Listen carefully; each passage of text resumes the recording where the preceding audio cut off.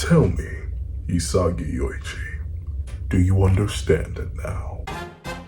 What's up, guys? I'm Pencil here, and here to do a breakdown / live action review to chapter 283 of Blue Novel, which is known as Desperate Defense. And ladies and gentlemen, this is it. 10 seconds left on the clock. Raichi screaming on. I'm looking along the first page, bro. Hiyori freaking and geeking. Isagi glowing, bro. You written? He's going, oh my lord. We have to see. We have, like, this is. Then again, no.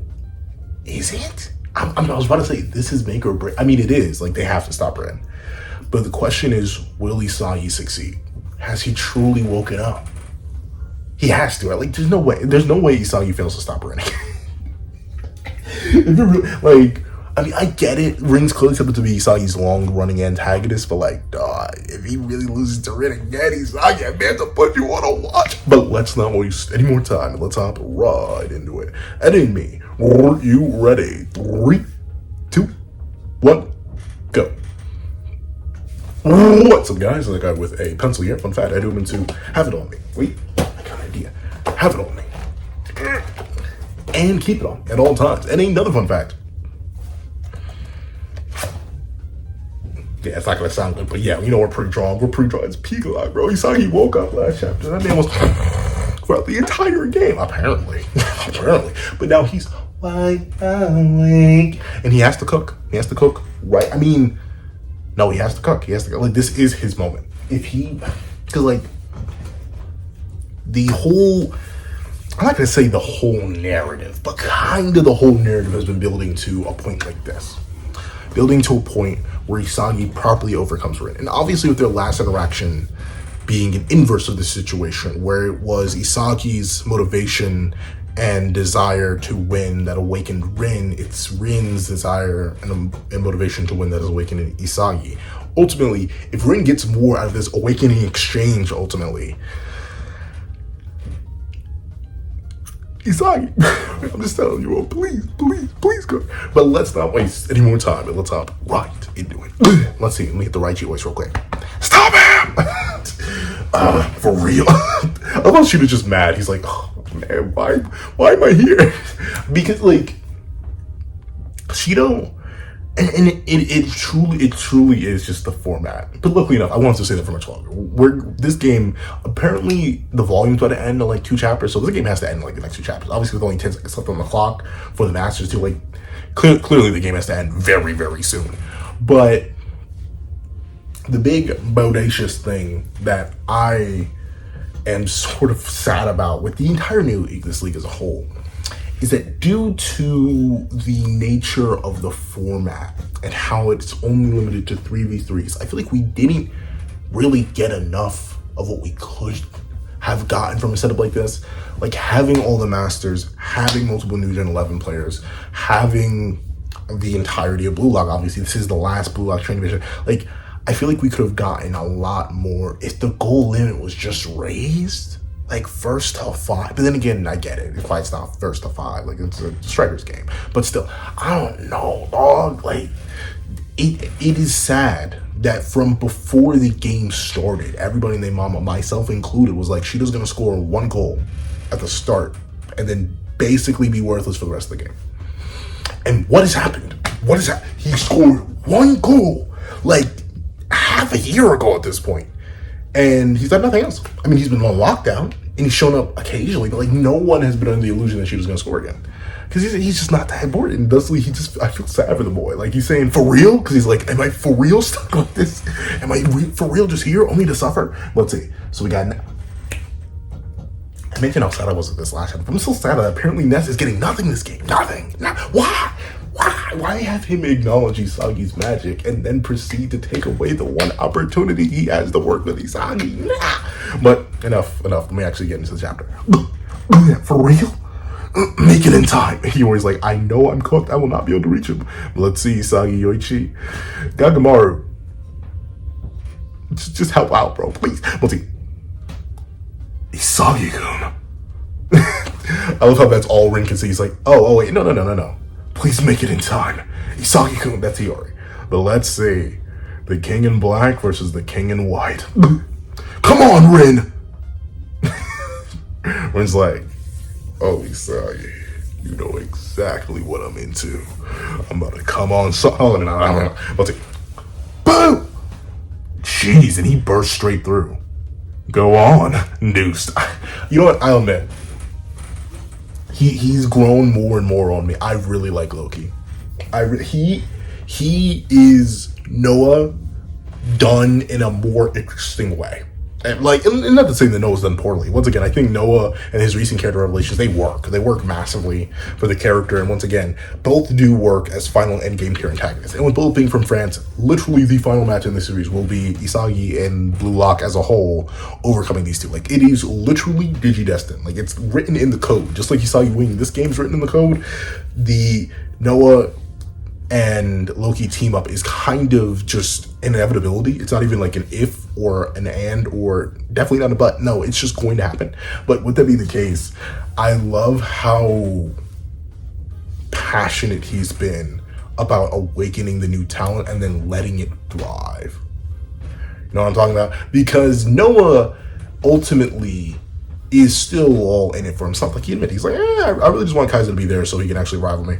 Isagi, you kind of, I mainly use you to wake up Kaiser, dog. Like you really ain't all that for real. Ultimately, he didn't really care about the fact that he saw he did have talent or the ability to develop. But Loki, upon seeing Rin, another hypothetical threat to him, is just like, yeah, go, do it. Well, let's see what you could. He could have, Loki, let's be real. With his divine, godlike speed, Loki could have ended this game like the moment he got on the pitch. The moment he stole the ball initially, he did not have to pass the Rin once or twice. I think he passed him like at least twice, but I think maybe 3 times at this point. He has not needed to be so supportive of Rin or so supportive of Charles or even remotely work around Cheeto. But no, he's just genuinely intrigued. And obviously, because he's literally their same age, 1 year older than Rin, and then I think a year younger than Cheeto. But still, you can tell he's a fiend for it in like the best way. Where Noah's a fiend for it in a unique and appropriate way, but still not the best. I love how Loki's so excited and intrigued to see Rin evolve and grow and play while they're on the same pitch. Obviously, I'm interested to see how this dynamic continues once they're back on opposing sides, naturally, because that's going to be the big next step, though I don't think we're going to see that for a while. Honestly, I don't think we're going to see any of the Masters for literally however long you think the U20 arc is going to be.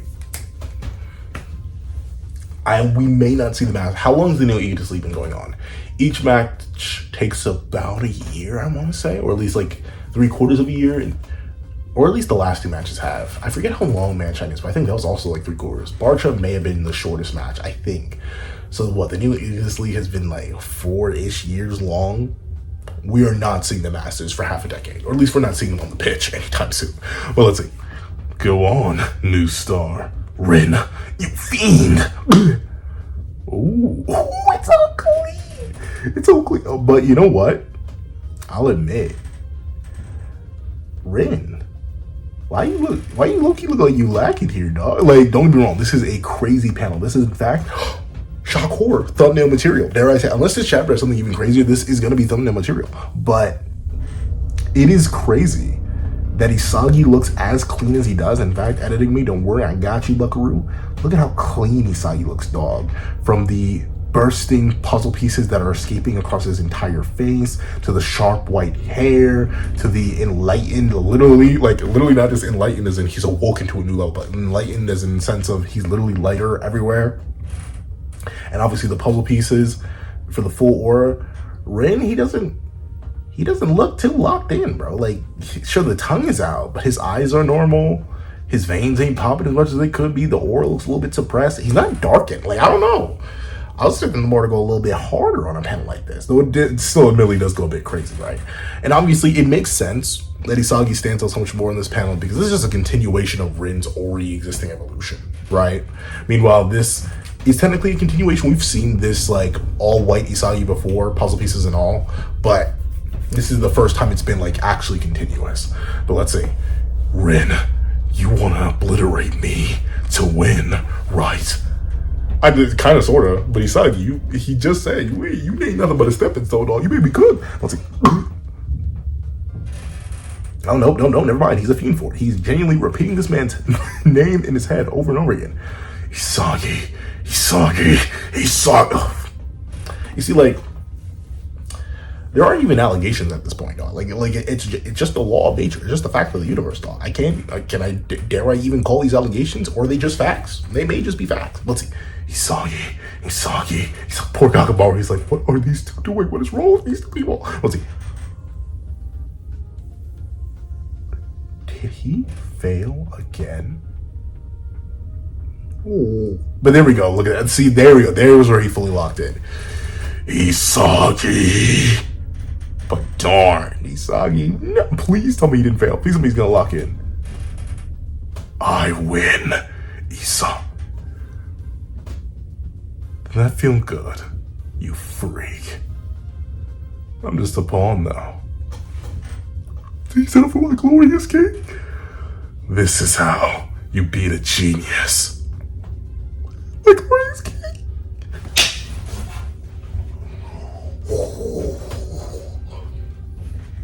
All for the sake of my glorious divine emperor.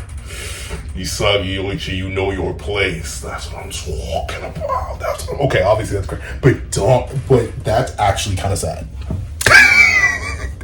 I mean, don't get me wrong. Jeez, I'm already halfway through the chapter. This is crazy. But this is actually kind of sad. That's bad. I mean, it works, but it's bad for Isagi. I mean, it makes sense. Like, it wouldn't be insane for him to spontaneously be able to keep up with and match Rin physically. I get that. But, and obviously, you know, I'll take this chemical reaction. It is Isagi and Kaiser working together, though. I feel like Kaiser was being used as a pawn here somewhat too. But the fact that Isagi needed to do this, I mean, once again, it does sort of reestablish, not even reestablish, it firms up the narrative that this last section of the game has been about. The difference between talented learners and geniuses, and how geniuses are these divine evolutions born of chance and logic and impropriety, like all that. It does make logistical sense that Isagi just ain't built like that, and thusly he does need to rely on another talented learner in order to overcome a genius. But like, for Isagi's big bad awakening, like his solidification of his deification, to be just, okay, I'm gonna fake, well, it still works. It works for the fact that Isagi technically, no, actually, no, forget all the negativity it's had. I actually like it. Why? Because it is a continuation of Manshine Isagi. I think particularly Manshine Uber's had it too, but Manshine Isagi, it specifically reminds me of the way that Isagi had Yukimaya eating out of his hand, dancing on his palm, as it were. Because ultimately, he read Rin like a book. He knew exactly what Rin wanted. He knew exactly what Rin would desire. But not only did he know exactly what Rin would desire, he took all the data that he had on Rin, all of his desires, all of his needs, his deep-seated urges. He took all of that into account, and also knew Kaiser's data. Knew exactly the kind of scenario and position you have to be in order to make sure that Kaiser could stop this shot. It's literally just like what happened with Yukimaya and Manshine, where Yukimaya got that pass from Isagi. Where ironically enough, it was Isagi overcoming Kaiser. That back heel pass from Isagi to Yukimaya is this. Except instead of being offensively, it's defensively this time, where Kaiser has no choice. In order to get what he wants, which is obviously that final goal, he needs to dance on Isagi's palm. He's just another puzzle piece that's being used appropriately by Isagi, and that works. That works more than I initially thought it did. I had a moment of doubt, but no, never mind. Kind of shows how he's cooking. With a talented learner, ex-talented learner, chemical reaction. So, if I'm getting this math right, talented learner, ex-talented learner equals genius, because they cancel each other out. Alright, but let's see. Isagi, you put yourself in a supporting role to entice that nonsense to block my shot. Yeah. Oh man, why is there so much thumbnail here in this chapter? It kind of shows. No, the more sense, like, what are you doing? I there's only 2 images I can use for the thumbnail, please. But let's see. Darn. Yep. Isagi willing. Once again, it's only because I've been preparing for the video that Calvin ordered, and thusly I'm playing through Black Myth Wukong one more time, and I'm also like watching a bunch of explain videos on it. So I have a whole bunch of Journey to the West and specifically Black Myth Wukong on the mind, but it very particularly is like what the Buddha did to Wukong in the story. He's like, here, I'll give you a real easy task. Just sleep out of my hand. And Sun Wukong thought he did it, to the point where he desecrated the Buddha's finger by letting it out on one of the 5 pillars of the universe. Just like Rin, the mad monkey king here, so consumed by desire. This was 5?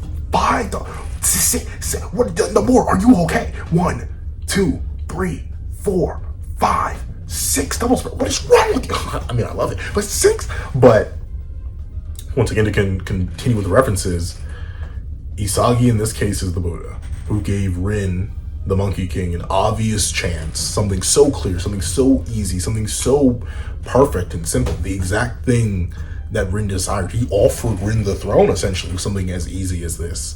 The opportunity to complete his ego, complete his desire. And Rin did it. He went to the edge of the universe. He kicked, he went out, believing that he won, only to find out that he never left the Buddha's bomb. He never left Isagi's plan. It was all according to Keikaku. Now, of course, guys, just kind of like, I don't know variable here, because like in the Journey to the West, like it was legit just the Buddha's hand at the edge of the universe. But essentially, for all intents and purposes, Kaiser is like one of the fingertips. One of the Isagi would be the illusion there. But I wouldn't say Kaiser's the Buddha in this analogy. I would say the Buddha is Isagi. But ultimately, you're adding an extra character in Kaiser to be that task that Sun Wukong failed in Journey to the West, and by proxy, Rin failed here in Blue Lock. But let's see.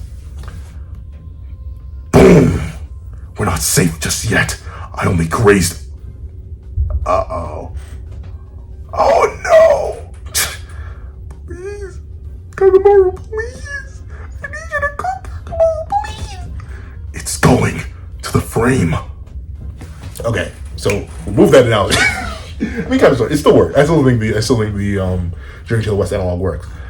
Rin as the Monkey King, though. Not something I thought of, but it works. It works. Honestly, it does work. Let's see.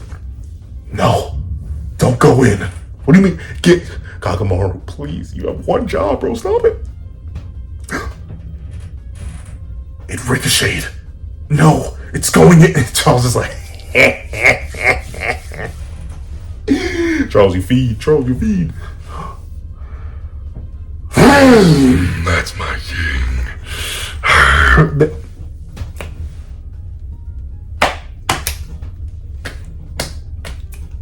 And you know, I had just mentioned, I think it was last review. It was either last review or the review right before that. I don't think Gagamaru has blocked a single shot this game. Every single time someone has had a shot attempt on goal, Gagamaru, he's let it in. Of course, it's only 2 shot attempts. It's both Shido and Rin. But still, he did it. He did it. My glorious reactionary beast king, Gagamaru. Bear claw deflection. Boom! Oh, but wait. Is the ball still in play or is it out? I think it may be out. Maybe not. Noah. Oh, I thought the game was over. Loki. I thought the game was over. Ikari. I thought the game was over. And Charles. Oh man, I gotta keep working. They stopped it! Alright. But now the real question is, while it is glorious, I'm happy for Gagamaru to finally have gotten something this game, and for Isagi's plan to have worked out. Is the play closed? Is the play over? How long did it take? Is this 10 seconds left? How much time do we have? Is the star chain system still active? I actually don't know. Considering, let me take a look. In a book, reading rainbow. It is possible. Let's see. Oh, that's the thing though. Ness is here and Shido's here. The ball's here because let me look. Gagamaru uses the bear claw deflection in order to knock it out, and the ball bounces here, which seems to be possibly here, the edge of this box, could be. I don't think it's out of play. The Masters may still be in. We still may have time for one more thing. And where Ness is placed, I know Kaneshiro Sensei, apparently he's not doing anything this game, but where Ness is placed, it could be entirely possible the ball ends up at his feet. Ness or Shido's feet, if the ball is out of play. If the ball is out of play, and I'm just reading this scenario wrong, then the Masters, I think, are off, unless there's like 1 second left and they need to continue to play off of that. But overall, let me see it again. A W chapter indeed. I like it. I like it a lot, and I like it a lot for how it functions. I like how we built on the narrative of talented learners being under the master geniuses until they work together. And we finally get Isagi and Kaiser working together, though newly.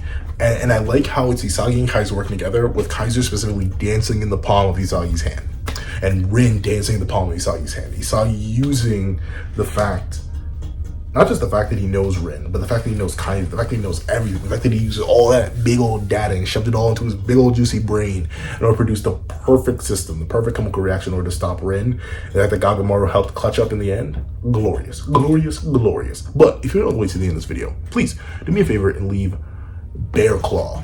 Actually, leave Claw Bear. Leave Claw Bear in the comment section down below. And thanks so much for watching. Please remember to leave a like, share, comment, and subscribe. Make sure you hit that notification bell so you don't miss out on any videos that come to the channel. Also do have to have a Patreon below where you support me for as low as $1 a month. Even exclusive videos, early content, and more. You also now become a member of the channel for as low as $3 a month to get the same perks and more. Those perks include the live reactions to every series I have to review, and pre-release of all my videos, and to become a $25 Patreon and $20 member, you can order whatever video you want. Also, do link to my Ko-Fi and description down below, where you can drop 5 views for a short video, 200 views for a long video, or any means at all. Any support is always greatly appreciated. Now, I'd like to thank you so much for watching. Once again, and I hope you guys have a wonderful day. This is Dak with the Pencil, writing off.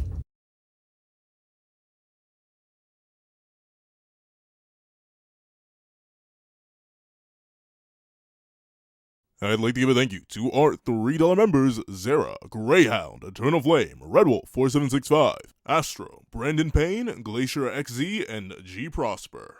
And I'd like to give a thank you to our $5 members: A plus A, Ignil Lind, Kevin Encarnacion, Midnight Lord 21, and Sean. And I'd like to give a thank you to our $7 members: Fine, Austin Wimberly, Uchiha, and Yuki Ally.